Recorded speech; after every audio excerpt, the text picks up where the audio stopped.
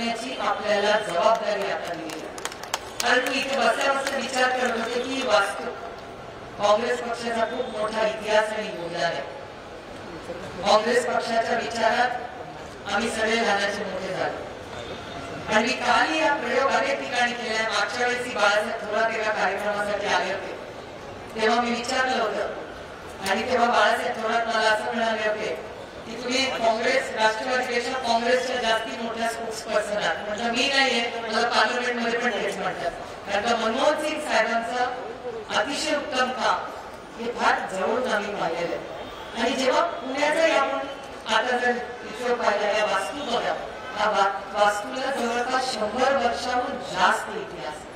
आज ज्या लोकशाहीची साठी आपण आज लढतोय त्या वास्तूचा पहिला विचार कुठे मांडला गेला असेल तर तिला काँग्रेस भवन मध्ये महात्मा गांधींनी मांडलेला आहे. त्याच्यामुळे ही फक्त पक्षाची वास्तू नाहीये, हे पवित्र मंदिर आहे आपल्या आणि हे जपण्याची जबाबदारी आज आपल्याला. आज काँग्रेस पक्षावर राष्ट्रवादी काँग्रेस पक्षावर तुम्ही बघताय काय परिस्थिती. शिवसेना असू दे, राष्ट्रवादी काँग्रेस असू दे किंवा असेल इनकमिंग आणि आउटगोईंग तिकडे चाललं, तिकडे इनकमिंग आपलं आउटगोईंग. पण त्याच्या मागे थोडासा इतिहास आपण समजला. मी तुम्हाला उदाहरण देते आणि आपचे सगळे दिसत आहेत म्हणून मला हा मुद्दा मांडणं अतिशय महत्वाचं वाटतं की पार्लमेंटमध्ये गुरुवारी असं झालं की गुरुवारी निर्मला सीतारामन सगळ्यांना माहिती आहे. निर्मलाजी आल्या आणि असं मला म्हणाले की हा घ्या आता मी व्हाईट पेपर ठेवायला आलो.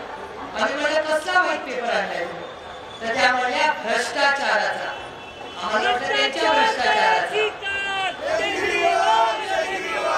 त्यांनी सांगितलं भ्रष्टाचाराचा.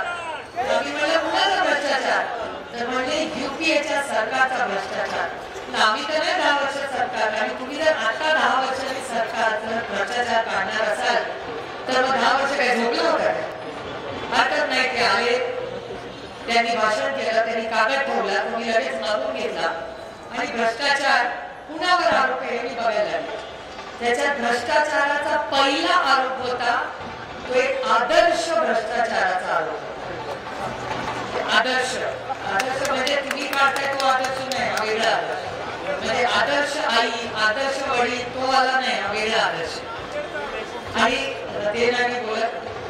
आता आदर्श शब्द वापरताना भीती वाटायला आणि आदर्श हा शब्द त्यांनी वापरला. म्हणजे कुणाबद्दल बोलतायत हा झाली गुरुवारची गोष्ट.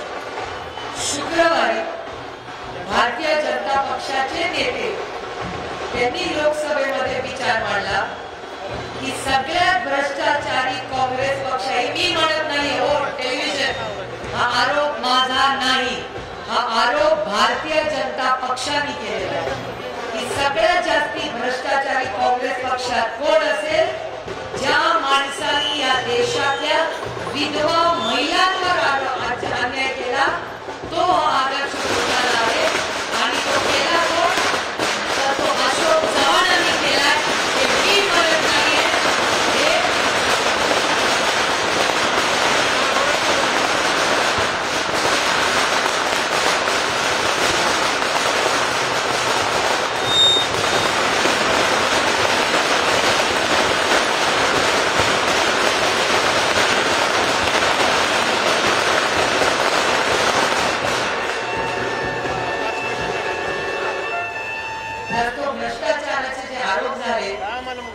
गुरुवारी आरोप झाला की आम्ही आदर्श घोटाळा.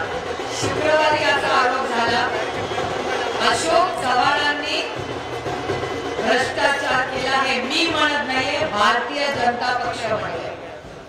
शनिवार गेला, रविवार गेला, सोमवारी सकाळी मी 8 वाजता टीव्ही लावली. एक ज्ञानदा नावाची छान मुलगी बातमी देत होती 7:30 पावणे 8 वाजता आणि तिने अशी बातमी ब्रेक केली की Ashokrao not reachable. Ashokrao not reachable असं ते रिचेबल असतात. मी अनेक वेळा फोन केलाय, अशोकराव नॉट रिचेबल असं होत नाही. झाली गोष्ट नॉट रिचेबल होते. 2 वाजता भारतीय जनता पक्षामध्ये प्रवेश झाला. ही झाली सोमवारची गोष्ट. मंगळवारी फॉर्म भरला आणि बुधवारी ते राज्यसभेचे भारतीय जनता पक्षाचे खासदार झाले. काय आदर्श तुम्ही ठेवाल? म्हणजे भ्रष्टाचार करायचा, वॉशिंग मशीन मध्ये काढून ती व्यक्ती भारतीय जनता पक्षामध्ये जाते.